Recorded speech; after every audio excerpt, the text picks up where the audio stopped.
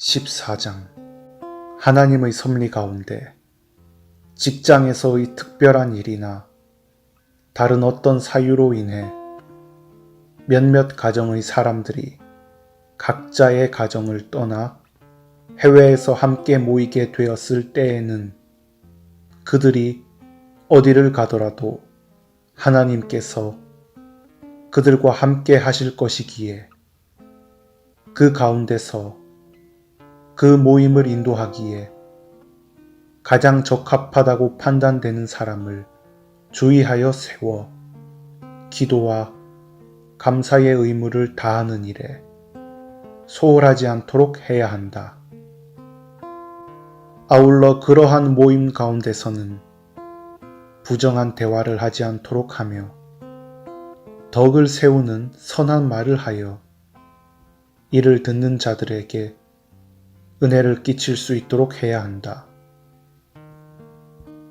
이 모든 지침들과 규범의 의도와 목적은 다른 것이 아니니 한편으로 교회의 모든 목사들과 다양한 직업을 지닌 여러 성도들 가운데 경건의 능력과 그것의 실천을 중요하게 여기고 이를 고양할 수 있도록 하며 모든 불경건과 신앙에 대한 비난을 억제하기 위함이다.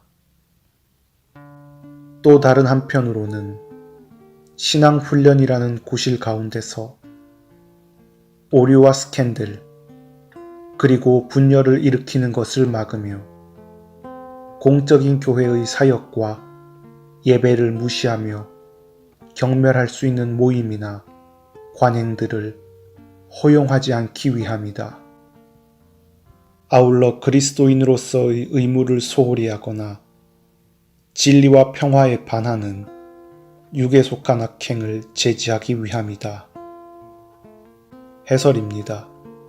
가정예배 모범은 이미 언급한 것처럼 만인제사장의 이론을 바탕으로 성직과 세속적인 직업을 엄격히 구분하지 않고 모두가 각자의 직업 가운데서 부르심에 합당한 경건의 능력과 실천을 추구하도록 할 뿐 아니라 그러한 실천 가운데서 부주의하게 오해하여 빠질 수 있는 오류에 대해서도 경계토록 하는 목적 또한 지니고 있음을 끝으로 언급하고 있습니다.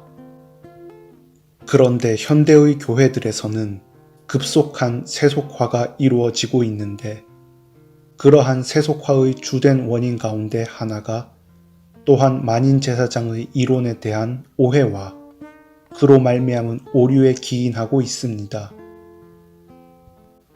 그러므로 가정예배 모범에서 밝히는 둘째 목적은 현대의 교회들, 그 가운데서도 개혁된 신앙을 추구하는 장로교회들에서 반드시 이해하며 기억해야만 하는 중요한 것입니다.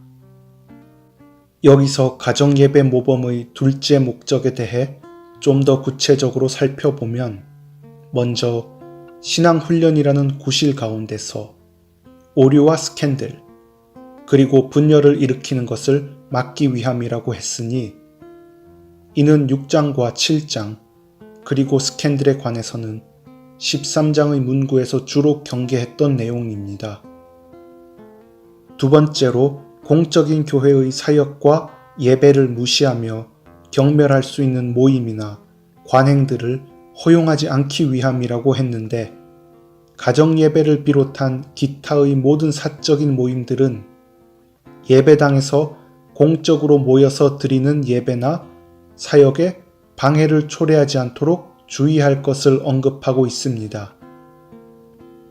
이는 특별히 마지막 14장에서 언급한 부득이한 경우의 모임이나 예배라 할지라도 교회의 공적인 사역과 예배에 역행하는 것이 되지 않도록 각별히 조심하여 시행토록 한 내용입니다. 하지만 현대의 교회들은 오히려 이처럼 조심하여 시행해야 하는 모임을 빈번하게 혹은 정기적으로 갖도록 권장하는 경우가 많습니다.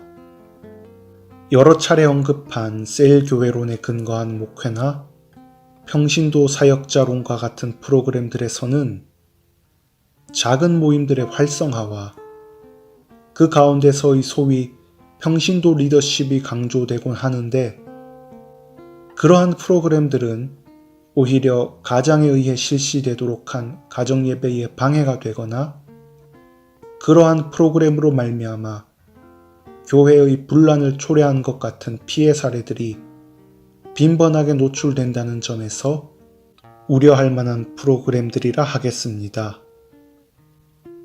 끝으로 언급하는 패단은 그리스도인으로서의 의무를 소홀히 하거나 진리와 평화에 반하는 육에 속한 악행을 범하게 되는 우려인데, 이는 교회에서의 공적인 사역이나 예배가 각 가정에서 실제적으로 실천될 수 있도록 하는 목회에 있어 필수적인 사항이라 하겠습니다. 특별히 신자라 할지라도 육에 속한 가운데 있을 때에는 부패한 본성이 발현되기 마련이기에 항상 말씀 가운데서 그리스도인으로서의 소명에 따른 기도와 감사의 의무를 소홀히 하지 않도록 함으로써 이를 억제하고 회피할 수 있어야 하는 것입니다. 중생에 대해 잘못 이해하는 사람들이 그리스도 안에서 모든 것들이 용서되는 것이기에 죄가 적용되지 않는다고 주장하는 것을 볼 수 있는데, 그러한 이해는 사람의 전적인 타락이 얼마나 심각한 것인지에 대한 무지와 간과로 말미암은 잘못된 것입니다. 더구나 그러한 오류가 유입되는 주된 경로가 바로 교회 안에서 가령 구역장 등의 일반 신자들이 성경 공부 같은 신앙생활이라는 미명하에 시행하는 모임들이며, 그로 말미암아 분열을 초래하는 경우들을 한국의 많은 교회들 가운데서 찾아볼 수 있습니다. 바로 이러한 패단들 때문에라도 가장이 가정 예배를 성실하게 잘 인도할 수 있도록 교회의 모든 지도자들, 특별히 목회자들의 지도가 필요한 것입니다.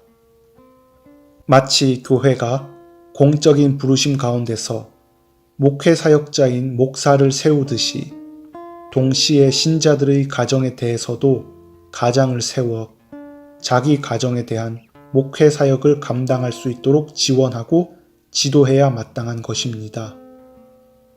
그렇게 함으로써 비로소 교회의 공적인 신앙은 가정과 개인에게까지 실제적으로 전수되며, 그럼으로써 사회 가운데서 여러 다양한 직업으로 활동하는 신자들이 경건의 능력과 그것의 실천으로서의 영향을 끼칠 수가 있는 것입니다. 그러므로 개혁된 신앙을 추구하는 장로교회의 목회자들이라면 더더욱 자신의 목회 사역에 있어서 가정을 인도하는 가장을 세워 가정 예배를 성실하게 드리도록 하는 일에 많은 비중과 노력을 기울여야 하겠습니다. 오늘로써 가정 예배 모범 본문 소개와 해설을 모두 마칩니다. 각 가정과 개인마다 바른 방식으로의 예배가 드려지길 소망합니다.